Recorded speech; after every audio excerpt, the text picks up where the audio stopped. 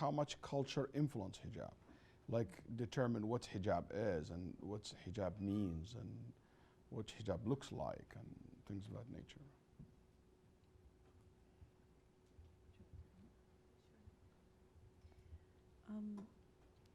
I think First of all, do you agree that this is an issue? that culture can Yeah. affect your understanding of the hijab? Mm-hmm. Or Definitely. is affecting our understanding of hijab? Is that a reality? I think to some extent, yes. But I also feel that if you know what the guidelines regarding hijab are, culture can influence it in a very beautiful way. Like for example, yesterday in our discussion in the class we learned about jilbab, that jilbab is not just the abaya, for instance. And I think that's very interesting because growing up I saw women in my family, like my grandmother, my aunts, I saw them wearing huge shawls. You know, in Pakistan they have a thing known as dupatta. It's like a big khimar. Yeah. But they would wear like a much bigger version of a khimar or a dupatta on their traditional dress. And that's how they would go outside. They would even cover their face with it.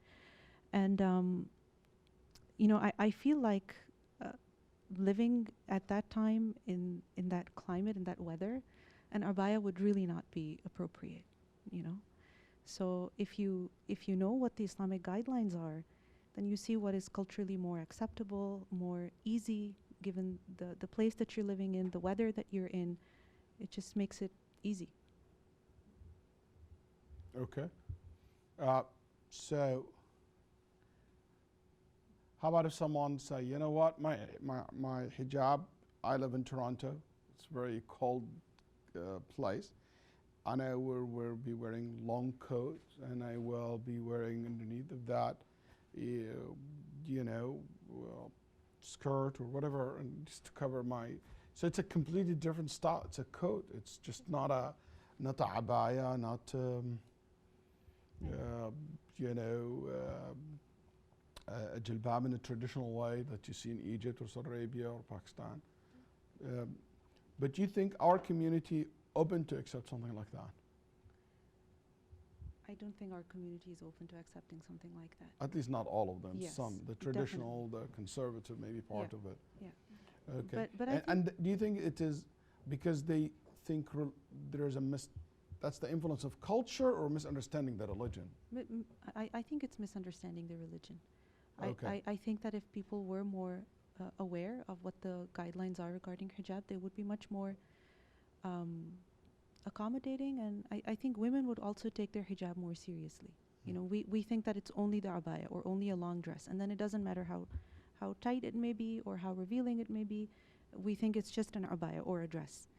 And it's not necessary that a dress or an abaya meets the conditions of proper hijab, right? Mm-hmm. So, and at the same time, if there's a woman wearing a jacket, you know, for instance, a long jacket, it's snowing outside, and she's not wearing an abaya, and her abaya is not getting drenched in slush, you know, we might look down on her if she's not wearing an abaya. Yep. And I feel like it would make life much more easy for women if women knew the guidelines of hijab. You know, Yeah. for instance, personally, growing up, I loved horse riding. I still do. And I remember the last time that I went horse riding, the reason why I stopped was because I started wearing the abaya. And in my rigid understanding, I was aware that you only wear the abaya, right? So I had an abaya which, while horse riding, the abaya, you know, it just opened up and it started flying on the side. And the horse actually got scared, of course. Yeah. And it stood up and I almost fell. And I thought, okay, no more horse riding for me. I wish that I knew back then that it's not necessary to wear a long dress, Yeah. right? As long as I'm wearing something that meets the description or the criteria of hijab, it's okay. Yep. You know, even in men, I remember one man came to me and he said, "Why are you wearing like this, Sheikh?" He said, "Why don't you wear the sunnah, wear a thobe? You know, the thobe, the long white dress." And he said, "Is that sunnah?" And he thought that this is sunnah. He said, "The Nabi never dressed anything like that."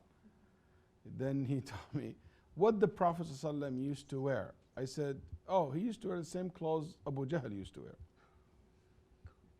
He said, what? I said, exactly. They used to wear the same clothes. Abu Jahl and Abu Lahab and Abu Talib and Hamza and Umar and everybody wear the same clothes. It's just a cultural influence. Yeah. And I think sometimes it's hard for you to get yourself out of this. For example, would you accept a sister wearing a baseball hat in the masjid? You know, she covered, but she liked to put a baseball hat. What's wrong with that? You know, I have people have sensitivity. Oh, can she wear sunglasses? Yes, she can wear sunglasses. It's just because he came from a culture not used to that. You know what I'm saying? You know, she maybe wear hoodies, you know, and she covered her hair in the hoodies. It doesn't need to be a khimar. How much we are willing to open ourselves, not to restrict to a certain style that influenced by culture, that will determine how open-minded we are. As long as the guidelines of Sharia exist, you know, especially in a time and in a society, especially Muslim society, where culture and urf is not rigid as it is in some Muslim country, or, and I'm not saying this is bad or good, but it is not as it is in other countries where there is a urf and nobody can go against it. We don't have that here in the Western society civilization. We don't have that in our civilization. And I think even the Muslim world today the whole concept of urf kind of disappearing because of the globalization, because of the change of how socially we are in the world today. Very interesting, very interesting. Asma, you have something to say? Sure. So Sister Tamia talked about the positive aspects of culture, but I think that culture can also potentially affect hijab negatively. So I'm speaking from just a very Western perspective, that women in the West don't give priority to modesty, they give priority to other things, fashion, their desirability, and that's even how they get ahead in the workforce. That's how they get ahead, or that's in their minds, this is how they get ahead. And unfortunately, in many cases, it is. So I feel that some Muslim women, unfortunately, have adopted this same sense, maybe without even realizing, that they end up compromising their hijab and wearing hijab in a way that is very clearly outside of the guidelines. And I think it's important I think it's perfectly fine to dress in a way that's more culturally appropriate, but not if it's going to affect the actual guidelines or not help you keep the guidelines of what hijab is. Nice. I think one of the things that I always want to hear from sisters who wear hijab, sometimes it is also good to make it sound real. Like, sometimes I feel like they make it sound like, oh, it's so easy, it's like nothing. Yeah, no, there is a lot of it, a struggle. Or there is something in the heart, you know, in every woman, I believe, that, you know, displaying your beauty is something natural. That's, I think, when, you know, it's been narrated that Aisha radiallahu anha, when she saw a group of women without hijab, showing themselves without hijab, and the woman with her kind of looked at them and felt like, you know, kind of jealous. Then she said to them, let them enjoy it in the dunya and we're going to enjoy it in the akhirah. Good news, there is no hijab in Jannah. So you don't need to worry about like, oh, my hair coming out. So, but her reaction for me tells me something. Tells me that she understands the psychology behind this statement, or behind that look, that kind of looking at them. So she tells, oh, don't worry, even if you kind of felt jealous, but don't worry about that, because it's one of the tests in the dunya, you know. Final point about hijab for me, I want to ask you guys about. What do you think should be our reaction when we see sisters, they don't wear appropriate hijab? Yes, she cover her head, but maybe she wear tight pants. You know, maybe her hands are showing, part of her hair showing. You know, her hijab is not. How should we deal with that as parents, as a community, as friends, as society? How should we look at that as an imam who gave khutbah and stuff like that? Okay, so this is a really good question because especially on social media, there tend to be a lot of people who like to give advice by being very, very harsh towards women who post pictures of themselves or make videos or whatnot. But I think that that reaction just pushes women away when people react very harshly to them. And I think it's natural when you're doing something when you're doing something and somebody comes and yells at you or reacts very harshly to you. What are you you're going to want to distance yourself from that person, even if you know that that person is right. So I think our attitude should change to acceptance and actually having a relationship with those people as friends and as family members, and not necessarily hitting them over the head every single time we see them. You're not wearing hijab properly. You're not wearing hijab properly. Rather, you form this relationship with them and you encourage them towards all good, not just towards fixing the way that they wear their hijab. And I think that in those relationships, that's where the value comes, real, authentic relationships. Anyone else has a comment? Yeah. I think it's very important for us to remember our own imperfections and our own history maybe. Remind yourself of the time when maybe exactly that how you were before. You were not always wearing proper hijab maybe. There was this time when I remember going out with my parents somewhere and I was not wearing proper hijab, and the other day I was thinking about it, that my mom didn't say a word to me, my dad didn't say a word to me.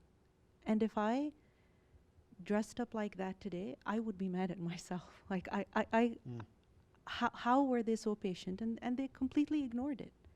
Because I was young, I didn't know much then. They weren't harsh with me. They didn't even tell me to fix my hijab. They didn't. And they just gave me time to mature, to grow up, and to learn, and to take life more seriously. And like I said earlier, that this was a very conscious decision that I took myself independently. So my parents educated me. And the hijab was a decision that I took for myself. So I think this is important, that people who are not observing proper hijab, give them the benefit of the doubt. They probably don't know. And if they have come to you, and it's your chance to help them grow, not to repel them or push them away. Nice. Do you want to say something? Yeah, okay. Just adding on to what Sister Damia said, it's important to bring in your struggles that you had when you started assuming the hijab, because it just might so happen that how you wore it a couple years ago is not the same that you wear it today. And I think it's important to also think about the fact that, something's better than nothing. So even if, whether they know the right guidelines or they don't, at least they're wearing the hijab, right? And I don't think that gets enough credit. Very good. For me, when I see a sister come to my community and she is not fully muhajjaba, I always look at the part is covered, not the part is not covered. And I think it's a different frame. Like, what frame you put her. You know what?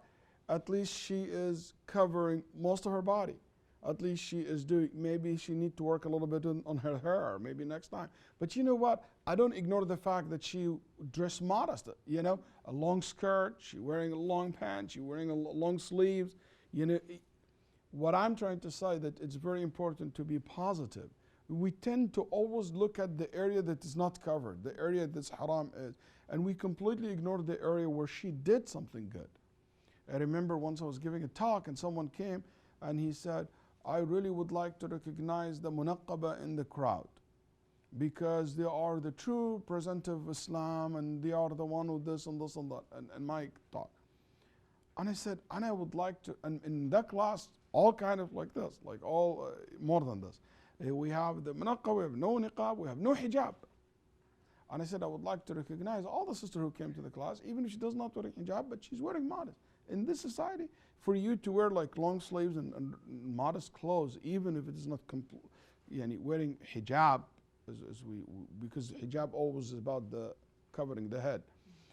I still appreciate that, and I still respect that, and I still want to say thank you to certain level of modesty. If we start looking into the hijab and also the sister in this way, it completely will be a different way of dealing with the issue. And ulama rahimahumullah used to say, one of the most dangerous things that religious people can fall into it, al-ujb, arrogance, that you feel yourself better than others. Who knows, maybe that one who her hair is not covered, better than you in Allah subhanahu wa ta'ala's eyes 1,000,000 times, who you are covered from head to toe. So al-ujb is a very dangerous disease, can come to the heart of the people. Very well said. Thank you.